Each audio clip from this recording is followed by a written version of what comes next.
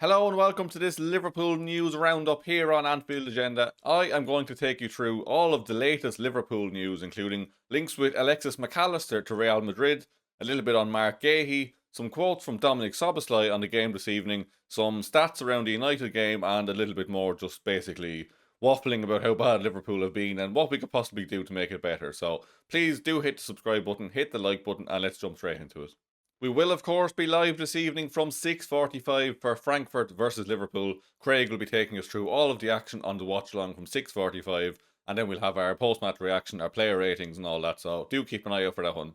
We'll start off then with Szoboszlai. Obviously, the manager's press conference was cancelled last night due to a delay in the flight of the squad going over. I believe it was technical issues with the plane, but we do have some quotes from Szoboszlai, who would have been doing the press conference with Arne.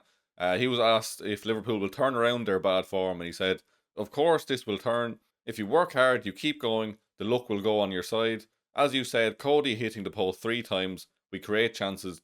Don't let chances for the team who we play against.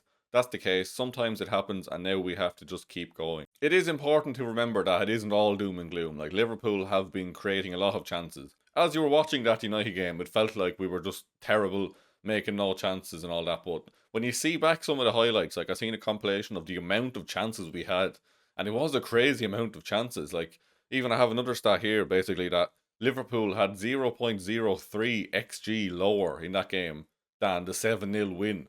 So basically the same amount of good chances created in a 2-1 loss as a 7-0 win. So Arne has been going on about the fact that we've been unlucky, and he's not too worried about just generally like how well we're playing and stuff. So maybe there is something to it. Like, I fail to believe that 4 games in a row losing is a coincidence and just based on bad luck. But we have created, I think it was something like 9.5 XG in the last 3 games. And like, if you're creating that many chances, once the confidence comes back and you start to score, results do start to come. So maybe it's not as bad as it seems. Like, again, Szoboszlai pointing out the fact that Cody Gakpo alone hit the post 3 times in that game. If even 2 of those go in, we're talking about a win. And we're not having this discussion now. So defensively, of course, big questions have to be asked, but like I said, if we can be banging in goals, then it will be a bit more of a positive future, won't it?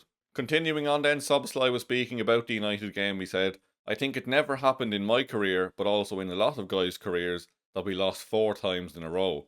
So now we have to stick together, that's most important. We spoke with each other, but the most important thing is that we stay together. Because in a good time, it's easy to stay together, but it's the most important thing when it comes to a hard time, how we stay together. I think for Wednesday, we are ready to show a reaction, and that's what we are going to do." So, again, yeah, we're looking forward to that game this evening now. I went bold on the podcast last night. I'm predicting a 5-2 win for Liverpool. I think it will finally start to click. I think Frankfurt have not been the best defensively this season, and I think if we can get 2 or 3, I think we could run away with it and maybe score 5 or 6. I was stuck between a 6-3 and a 5-2, but I'm predicting a lot of goals, so I'm absolutely expecting a 0-all. But yeah, that was my prediction for the game tonight. And like Szoboszlai said, like, they are going to give a reaction this evening. Like, they simply have to. We can't lose 4 games in a row and not bounce back. We said that when it was 3 games in a row as well, of course, so we will see. But yeah, I'm looking forward to tonight's game. Moving on to Alexis McAllister then, and I can't quite believe I'm saying these words, but we have a report from Independent, which, look, I know it's not the most reputable source, but I don't believe he has insider knowledge on this as such, but it is a topic that has been discussed a lot in the media, and that is Alexis McAllister to Real Madrid. So India said, Real Madrid making moves to sign Alexis McAllister. Summer move more likely, but January transfer not ruled out. Liverpool have set evaluation in mind. Liverpool are looking to sign elite defensive midfielder. Now, again, I don't fully believe this, but I believe that Real Madrid do have an interest in the player. I think that goes without saying that Real Madrid would be interested in Alexis McAllister, but it did get me thinking though, like, what fee would Liverpool want for a player like Alexis McAllister, and would we be open to it? Because I wouldn't personally. Like, he hasn't been great this season, fair enough, but I can see some people making the argument that he's no longer in our best 3 in that midfield, and particularly if we are looking to play slightly different, like, do we see Alexis McAllister maybe move on and the likes of an Adam Wharton come in just for a bit more of a defensive midfielder, you know? Like, again, I'm not advocating for that, but I can see in a world where some people would think that would make sense in terms of general squad planning, in terms of what we would have. especially if Alexis was interested in the move, he might end up there at some point in his career. Maybe not this season, or certainly not January. I can't see the club selling him in January. I think that's nonsense. But there is a long-term interest there in McAllister. So I just thought it was a good discussion point for this morning. And we have another bit from Matt Thielen of LFC Transfer Room, who said Madrid's interest in McAllister is not new. The Spanish Giants made several efforts this past summer, but were rejected by both club and player. It looks that both stances have since changed. Again, Matt gets some stuff right. I'm not saying he's going to be 100% on this, but the fact that he says the club and the player are open to it is very interesting. I don't know if I quite believe it or not, but if it's true, it is baffling. Like, again, I can't see a January move, but maybe we do see a move on in the summer.